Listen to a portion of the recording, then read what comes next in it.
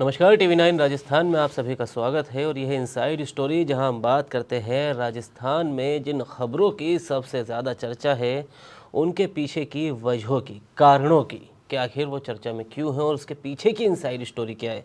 तो आज पुष्कर सर के साथ बात करेंगे राजकुमार रोत, गृह मंत्री अमित शाह और आदिवासी और नक्सलवादी जो इस पर सियासत चल रही है उनको लेके। तो देखिए, पिछले 2 दिन की अगर मैं बात करूं तो देखिए संसद में बयान था गृह मंत्री अमित शाह का। उन्होंने उसमें राजकुमार रोत को कहे कि नसीहत दी या उनको एक ऑफ़र दे दिया इनडायरेक्टली कि भाई आप गलत जगह खड़े हो, आपको यहाँ होना चाहिए था। वोट के लालच में वो सियासी गलियारों में चर्चा का विषय बना। हमने भी इस पर कल आपको जानकारी दी, शो किया इनसाइड स्टोरी में, पूरी उसके पीछे की जो सियासत है वो समझाई कि किस तरह बीजेपी आदिवासी इलाकों में कमज़ोर हो रही है और अपने आप को मजबूत करने के लिए इस तरह की रणनीति शायद वो अपना रही। राजनीतिक जानकारों का तो देखिए यही मानना है। अब देखिए इसमें अपडेट जो आया है वो ये है कि राजकुमार रोत जो सांसद है, आदिवासियों को वो प्रेजेंट करते हैं, उनको लेके सिर्फ गृह मंत्री अमित शाह ने संसद में यही नहीं कहा था, उन्होंने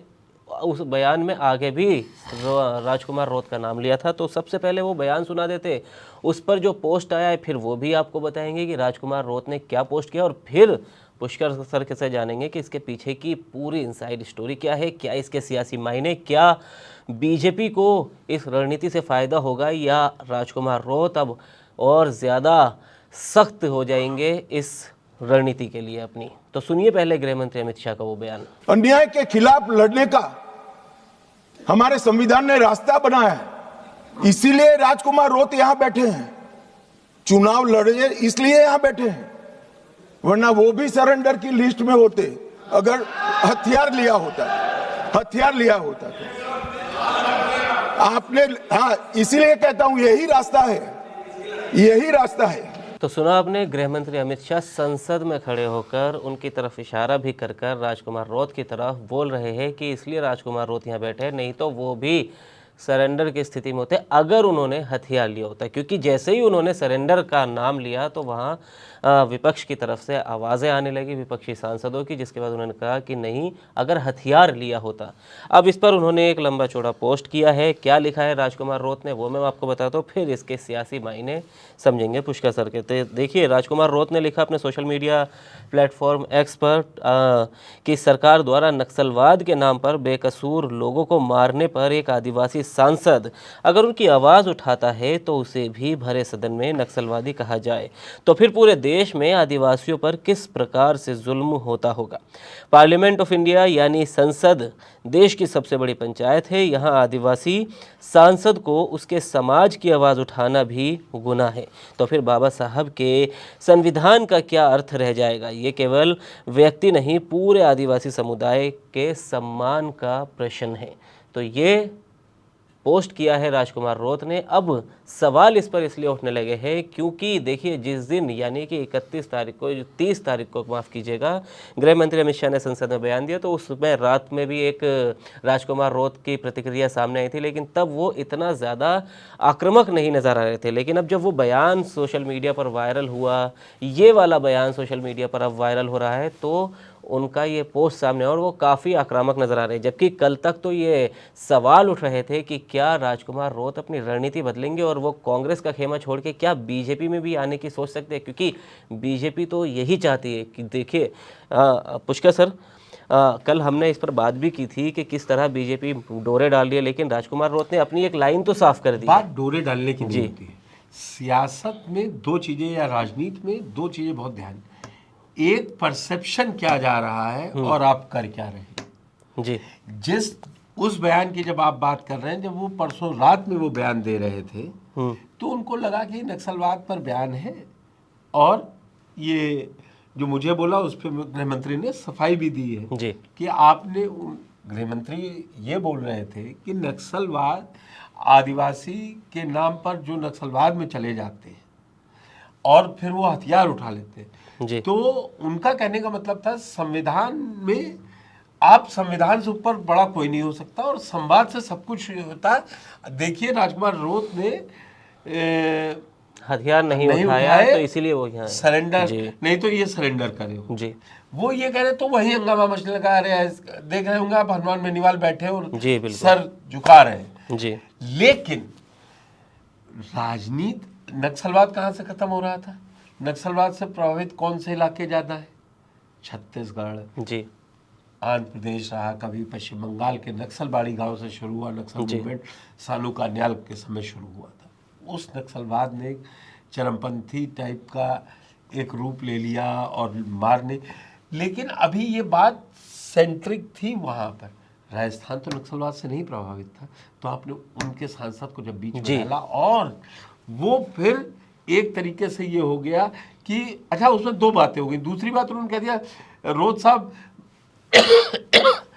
अगर बीजेपी खेमे में बैठे होते जी सरकार के साथ तो ज्यादा मदद कर लेते, लेकिन वो किसी बहकावे में वोट के लालच में वोट के लालच। जी तो डर तो दोनों जगह दिख रहा था ना। आप सोचिए बीएपी बीजेपी के लिए कितना इंपॉर्टेंट है। जी उसने 3-3 सीटों पर उपचुनाव में इनको टक्कर दी। जी यही बात है कि छोटी पार्टियां बीजेपी को चैलेंज कर रही हैं। मैं ईमानदारी की बात कर रहा हूं। बिल्कुल वो जाके वहां शामिल नहीं हो रही है कि आइए मैं आपके साथ जुड़ के चुनाव, क्योंकि उनको लग रहा है। और इसीलिए जो राजकुमार रोत का जो पोस्ट आपने पढ़ के सुनाया या बयान है, उन सब से राजकुमार रोत अब ये दिखाना चाह रहे हैं कि मैं वहां नहीं जा रहा हूं, जी क्योंकि एक पूरा माहौल क्रिएट हो जाता है उससे। और यही सारी जब चीजें आ जाती हैं, और आप इसमें दूसरी चीज देखिए, जब खुल के कहा मतलब अमित शाह जी ने कि उनको इधर आना चाहिए, फिर भी अभी तक कांग्रेस में चुप्पी है। बिल्कुल कांग्रेस जी डोटासरा बोल सकते थे, टीकाराम जूली बोल सकते थे, लेकिन वो कह रहे हैं कि ये लड़ाई खुद राजकुमार रोत लड़े। वो भी देख रहे क्योंकि उनको गेन लग रहा है, इसलिए कांग्रेस इसमें बड़ी सधी हुई चाल चल रही है, क्योंकि बात आदिवासी वोटरों की है कि अब नक्सलवाद तो खत्म ही हो गया है, उसके तो आंकड़े पेश कर दिए, लेकिन राजस्थान में इसने सियासी रूप ले लिया है। और आज आप देख रहे हैं उनका जो पोस्ट है वो किस तरीके से कह रहा है नक्सलवाद के नाम पर मासूमों की जान ली गई है जी। वो अब दूसरे कलर में पेंट कर रहे हैं सरकार की इस कामयाबी को जी। वो वजह यही है क्योंकि जो राजकुमार रोत है वो भारतीय आदिवासी पार्टी, वो आपको मालूम है कि आदिवासियों के हितों को लेकर आगे बढ़े जी। दूसरी बात, अभी आपने देखा लोकसभा में सरकार ने लिख के दिया कि हम मानगढ़ को राष्ट्रीय स्मारक बोलने नहीं जा रहे हैं। और ये राजकुमार रोत ने बड़े उस पर इसकी मांग करी थी कि होना चाहिए जी। और वहां पे 3 राज्यों के आदिवासी, महाराष्ट्र चौथा था, गुजरात, राजस्थान, मध्य प्रदेश और महाराष्ट्र, सबका बताया गया था मानगढ़ का स्मारक को आदिवासी प्रतीक का। खुद प्रधानमंत्री गए थे 24 वहां पे, लेकिन फिर बात वो वहीं आ जाती है आखिरी में। ये चाहे आप कोई भी अच्छे काम कीजिए, आपको चाहिए क्या? वोट, जब चुनाव हो तो वोट हमको मिले। जी जी। तो अभी राजकुमार रोत भी ये नहीं दिखाना चाह रहे हैं कि वो बीजेपी, अभी बीजेपी में उनको क्या मिलेगा, कुछ भी नहीं मिलेगा। ये सारी बातें होती हैं जब डील हो रही है।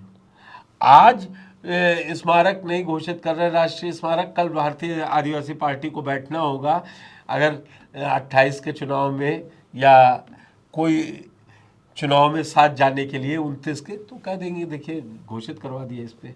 बिल्कुल नहीं, लेकिन सर देखिए एक सवाल जो सोशल मीडिया पे सबसे ज़्यादा देखने को मिल रहा है, हम जिससे भी बात कर रहे हैं इस खबर के बारे में, तो वो यही कह रहे हैं कि भाई देखिए महेंद्रजीत मालवीय को बीजेपी ने लेके देख लिया, वही महेंद्रजीत मालवीय जो कांग्रेस में बहुत कमी से कोई एक आध चुनाव अगर हार गए तो हार गए, नहीं तो ज़्यादातर वो सभी चुनाव जीते, चाहे विधायकी हो, चाहे